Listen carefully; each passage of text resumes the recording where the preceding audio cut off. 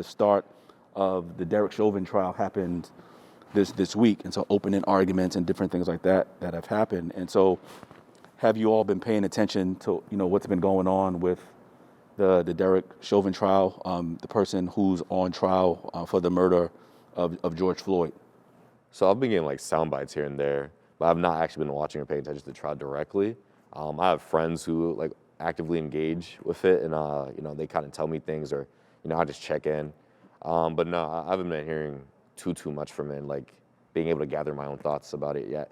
But I think it's kind of silly that it's even a trial at this point, or it's been dragged on for this long. But that's a conversation even in itself. But I don't know about the rest of y'all. I haven't been watching the trial. I pick up, their think pieces on everything. So, Yeah. I read some of it. And I think for me, like, not watching it is intentional. I don't want to see that video again. I don't want to hear the dehumanizing narrative that they're using to talk about why they needed to do what they did to George Floyd, that being murder. So it's really interesting what's coming up from folks and how they're discussing the trial and referring to it as the George Floyd trial. And I think that's really misleading because he's dead and he's not on trial. So yeah, I haven't been watching it.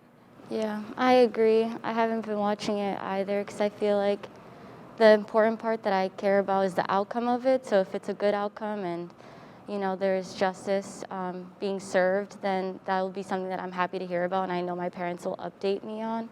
But other than that, I also intentionally don't look at that type of stuff. What I noticed this summer was a lot of my identity was tied into what other people felt about the Black Lives Matter movement or felt about police brutality and all that's been going on.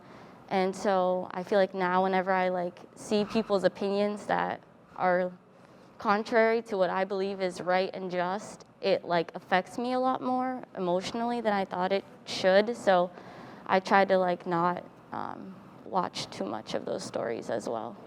I think it has an impact, right? Like a lot of times when we watch these things, there's an assumption that we can just see it and that nothing gets left with us. But if I can ask, you said that you felt that it was tied to your identity over the summer. What do you mean by that? Yeah, so even in the smallest, I guess, way, seeing people who I thought were my friends or people that cared about me not speak up about, the injustice that's been going around, or even just state their opinion or which side that they're on, was very hard for me because I'm like, you're someone that, I thought cared about me. I thought that you would kind of support me because that's what I would do for them. Yeah, I think what you're saying is really interesting because I've had certainly similar experiences, especially when I was in undergrad. I remember when Oscar Grant was murdered and the conversations that were being had or not being had, I felt very isolating, but I also realized that there was something else happening for me at that time. So after the murder of George Floyd, right, we talk about this racial awakening that happened.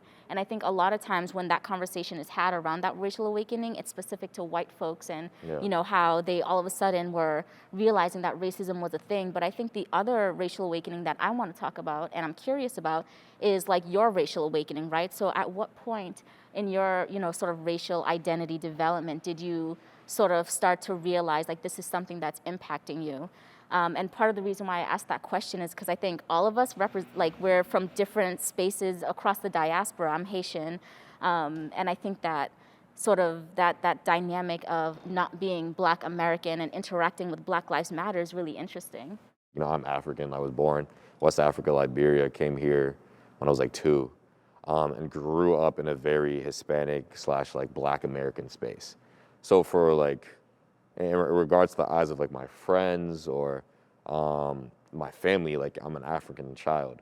But as I move throughout the rest of the society, people see me as a regular Black American man, especially over time when I assimilated more and more into Black culture. I think for me it was something similar. I don't think I was aware of my identity until I came to college actually, because I grew up in Ethiopia, came here when I was 10, and I went to boarding school with people that were predominantly Ethiopian. So I feel like I didn't even realize anything that existed because it was also a conservative school that I went to. So I would say definitely when I went to college is that when I started realizing these things. I guess I was like 5, which was like my first experience going to school, I realized that there was like this racial difference. But I think that, like Tina said, that this summer was the first time I realized that if I don't do something actively, then I am kind of allowing certain things to continue on. And so that's when I guess I took it on as my responsibility to do as much as I can within whatever space I can influence to kind of make these changes so that whoever's after me won't have to go through these certain things. But it definitely was a thing that I didn't realize I have some sort of control or power over until this year.